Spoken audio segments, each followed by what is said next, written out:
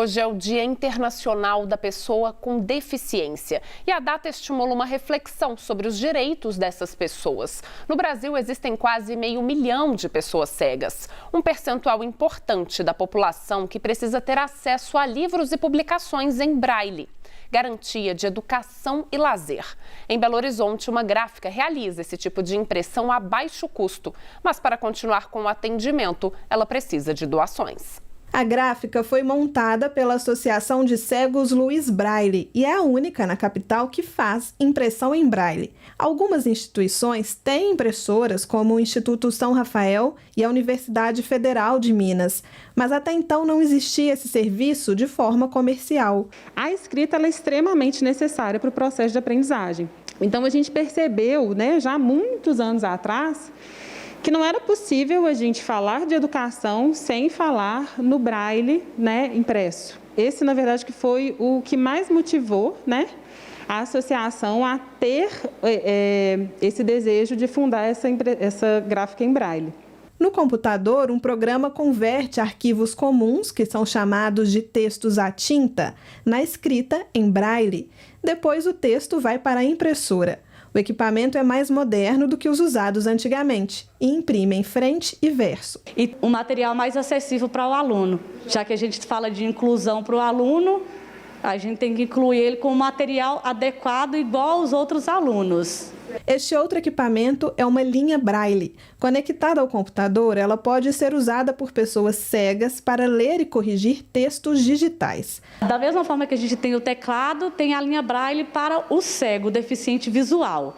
Ela é conectada no computador e ali ele consegue passar a mãozinha sobre a linha e o braille levantar, subir os pontinhos da tela braille, onde ele consegue ler. E aí tem também um aplicativo que chama NVDA, onde o deficiente visual ele consegue ouvir. Ao mesmo tempo que ele está lendo o braille, ele também consegue ouvir o que está sendo transmitido na tela do computador. A gráfica faz todos os tipos de serviço de impressão em papel. Por enquanto, a empresa vive de doações feitas ao Instituto Luiz Braille, que desde 1933 mantém também o Lar das Cegas, uma casa que acolhe mulheres que vêm estudar em Belo Horizonte. As impressões em braille são caras e aqui são oferecidas a baixo custo. O objetivo a longo prazo é que a empresa passe a lucrar o suficiente para pagar os custos. Para isso, é preciso que a demanda aumente. Algumas instituições, elas tinham ali uma impressora em braille para uso próprio, Para demandas externas, existia, mas assim, num custo muito alto, Então, quando a Associação de Cegos Luiz Braille percebeu isso, ela teve esse objetivo também de baratear as impressões, de fazer a impressão braille algo mais acessível para as pessoas, para os deficientes visuais. Maria Isabel é uma das principais clientes. A estudante de História se lembra de quando entrou na faculdade pela primeira vez para estudar Sociologia.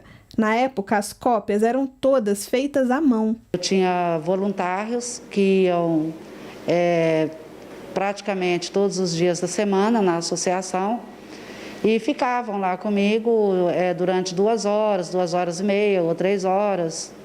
E eles iam lendo os textos, e iam marcando, e dali eu copiava. Eles iam ditando e eu copiando à mão.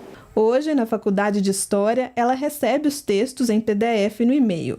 As universidades não são obrigadas a fornecer material em braille, como já acontece nas escolas de ensino fundamental e médio.